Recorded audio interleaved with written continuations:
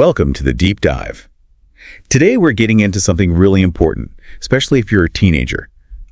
Teen health.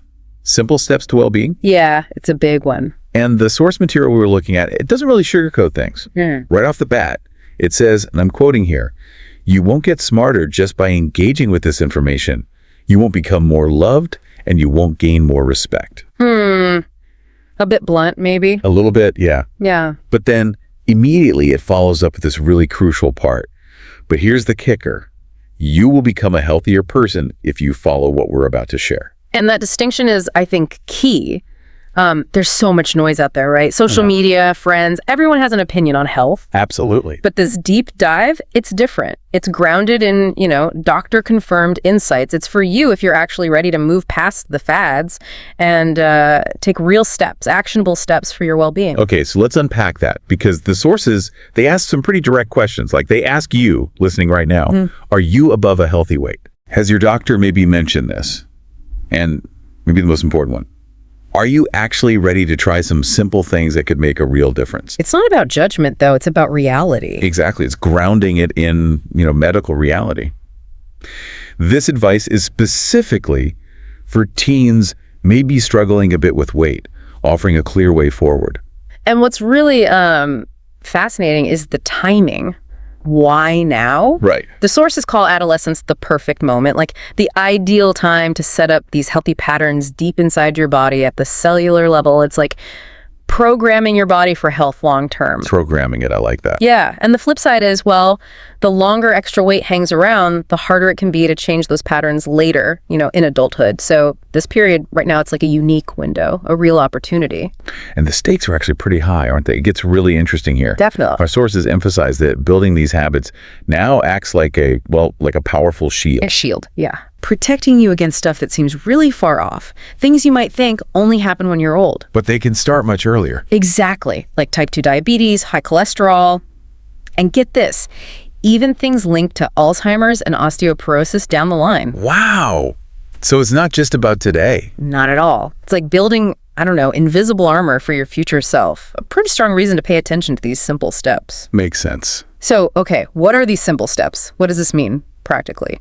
Our sources boil it down to 4 really simple but potentially transformative tips. Ready to jump in? Let's do it. Okay, tip 1.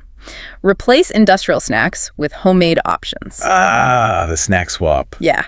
Instead of the usual fried stuff, chips, those sugary sodas you grab at school, think about bringing something homemade. Like what, for example? Well, maybe like a homemade oat bar, some fruit muffins, or honestly just an apple and a few nuts. Something you made or prepared. And the why behind that is control, isn't it? When it's homemade, you know what's in it. Our sources point out this cuts way down on processed sugars, those unhealthy fats, sneaky sodium, all that stuff packed into typical snack. Hidden ingredients. Exactly. And it's not just about avoiding the bad stuff. It helps keep your energy levels stable, Avoid those sugar crashes. It's about conscious fueling, not just filling up. Conscious fueling, I like that term. And that feeling of control is huge, I imagine. It really is. Okay, so that's food. But what about drinks? This brings us to tip 2. Drink water regularly. Sounds almost too simple, right? Almost. But the advice is crystal clear. Swap the sugary drinks, sodas, sports drinks. Yeah, even a lot of fruit juices for plain old water. And the benefits here, they're actually huge. Water isn't just about, not being thirsty. Right. The source is connected to better digestion, helping your body actually use the nutrients you eat. It gives your immune system a boost. So fewer colds, maybe. Could be. And it helps reduce inflammation throughout your body. Think of inflammation as like internal stress. Water helps calm that down. And here's something cool the sources mention. Sometimes when you feel hungry, especially like mid-afternoon, you might actually just be thirsty, mildly dehydrated. So a glass of water could stop needless snacking and help you focus better in class. Wow, okay. That's a game changer just by itself. Water. Simple. Simple but powerful. All right, so we've covered snacks and drinks. Now for something a bit more mental. Tip 3. Make conscious choices. The pause. Yeah, the pause. Before you grab something you kind of know isn't the best choice, just stop for a second. Ask yourself, okay, what could I have instead? But that pause can be hard, right? Especially when you're rushed or with friends. How do the sources suggest making that actually happen? That's a great question. It's not about being perfect, is it? No, definitely not. The sources call it cultivating mindfulness and intention. That little pause, even if you still grab the chips sometimes, starts building a new pathway in your brain. Like carving a new road. Exactly. A smoother road for healthier choices, making them feel more automatic over time. And the key thing is gentleness. If you don't manage it today, the sources say, that's okay. Just commit to trying again tomorrow. No pressure, just intention. Right. It's the consistent effort, not perfection, that matters. They even suggest mentally rehearsing it. Like, picture yourself walking past the vending machine, feeling tempted, but then choosing your planned snack instead. Pre-planning the pause. That's smart. Okay, and the last one ties it all together. Tip 4, record your progress and celebrate small victories. Yeah, tracking the good stuff. Exactly. The sources suggest just jotting down your healthy choices. Simple notes like chose water today or brought an apple. It helps keep you motivated, reinforces the new habit. And there's a real psychological boost there. Seeing your progress, even tiny steps written down, it's powerful, positive feedback. Makes it feel real. Totally. It's not about obsessing or counting calories. It's about awareness and acknowledging your effort. It makes sticking with it easier because you see the proof that you're doing it.